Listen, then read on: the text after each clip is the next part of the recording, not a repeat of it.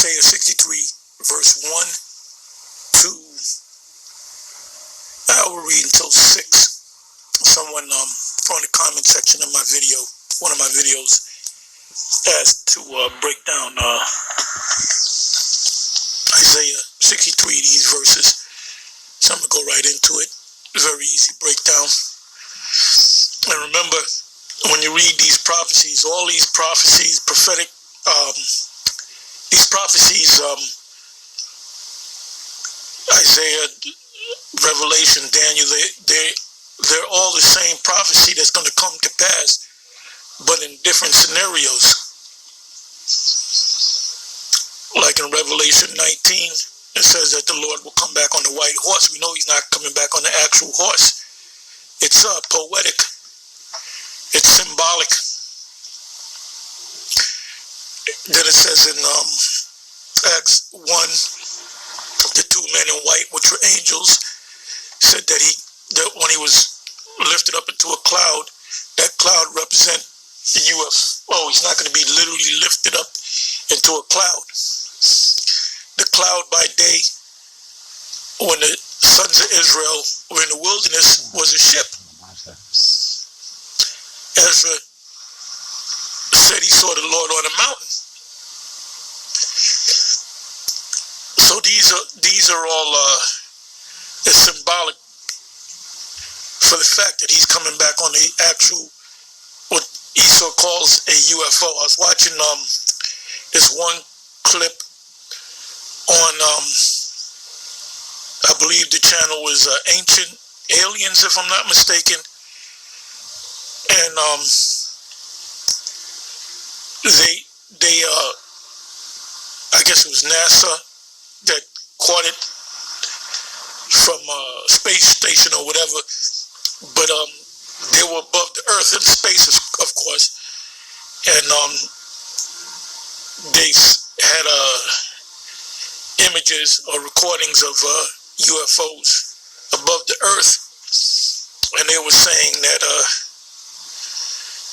that the ships were so fast that they were like a strike,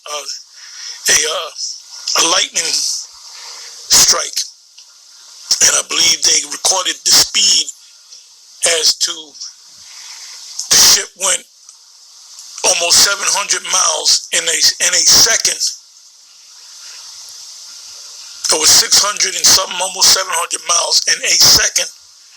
So Esau and your technology, just like I said in the last video I made, or the video I made a couple of days, about a day or two ago, about Esau breaking the sound barrier. Well, when you break the sound barrier, you hear a big boom and a shake in that particular area.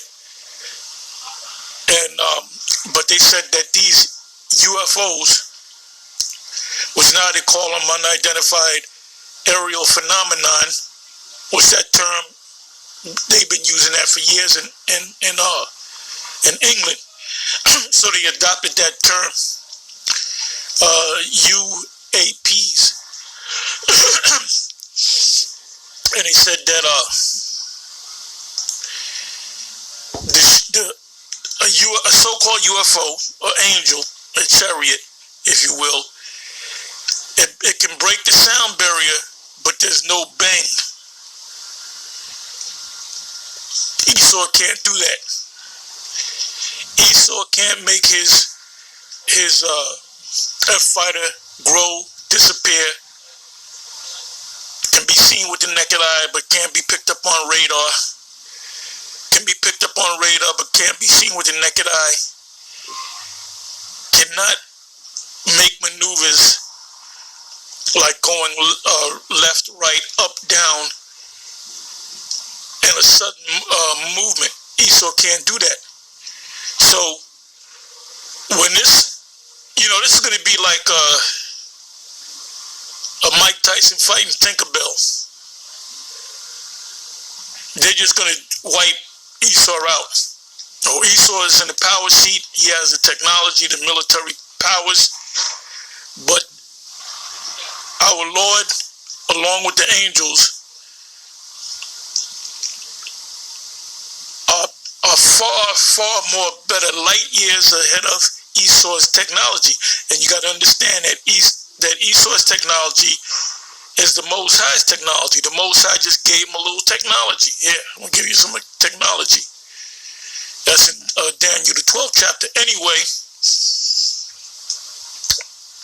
this is what that's talking about in here in Isaiah 63 verse 1.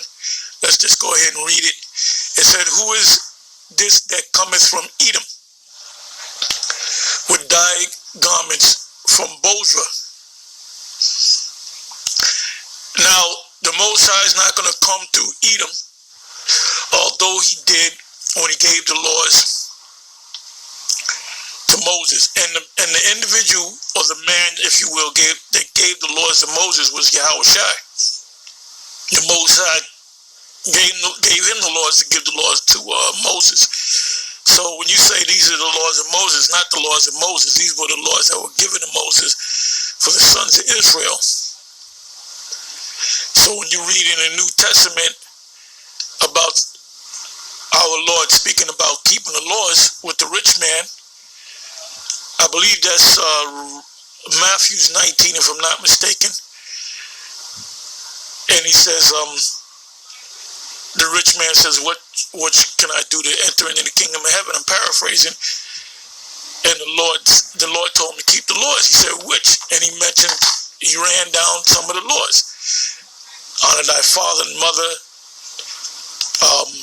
Remember the Sabbath. Honor the Most High. Thou shalt not steal. Thou shalt not. What was he quoting? He was quoting the laws that was given to Moses. So the Lord didn't come with no different laws. Like I said, I'll say it again. The Lord gave the laws to Moses. It's not Moses' laws. It's the laws of the Lord. And that's what the new covenant is all about. Putting the laws, making us keep the laws perfectly, and programming us to keep the laws perfectly. Anyway, let me go into this. It said, "Who is this that cometh from Edom, and with dyed garments from Bozrah?" Now, when he gave the laws to Moses, that's where he came to.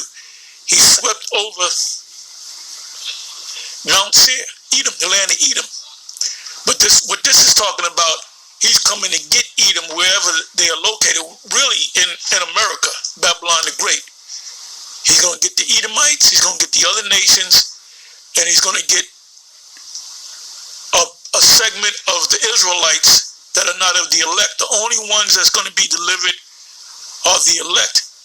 So the Lord's going to do two things. He's going to deliver the elect of Israel from around the world, not just America, and he's going to destroy Esau's system, along with the ICBM missiles, which are that's the Most High's technology. All the technology that Esau possesses, he got it from the Most High. The Most High, the Yahweh gave it to him piecemeal, like the internet or the internets. That's old technology. That's the technology that the Levites had, the Urim and the Thummim. That's the internet. That's all that is. So Esau is a nobody. And the world's going to find out about that when he's taken out the way he's going to get taken out.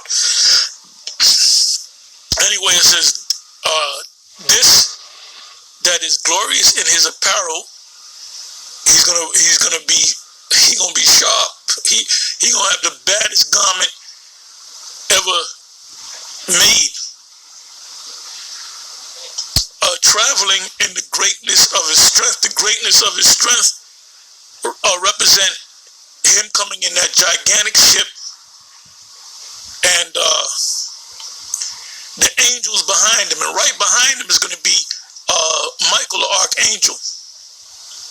You have the Most High, Yahweh, you have his son, then you have Michael the archangel, then you have the other three archangels, and then you have the innumerable amount of angels that will be behind Yahushua. It said, I that speak in righteousness, mighty to save. Who is he going to save? The elect of the Israelites. He's not going to save Edomites. He's not going to save Moabites. He's not going to save Hamites. He's going to save the elect of Israel. It says, wherefore art thou red in thy apparel, and thy garments like him that treadeth in the wine fat. The wine fat is the grapes that you stomp on to make wine. So this is symbolic for Esau being a cluster of grapes, red grapes, to make red wine. The wine is the blood that's going to come forth from Esau's bodies. Now, is the Lord going to actually come down and start stomping on Edomites? No, this is poetic. This is symbolic. Let me give you another precept real quick.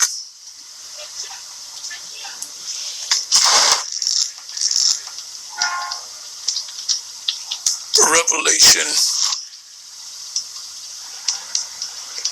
14.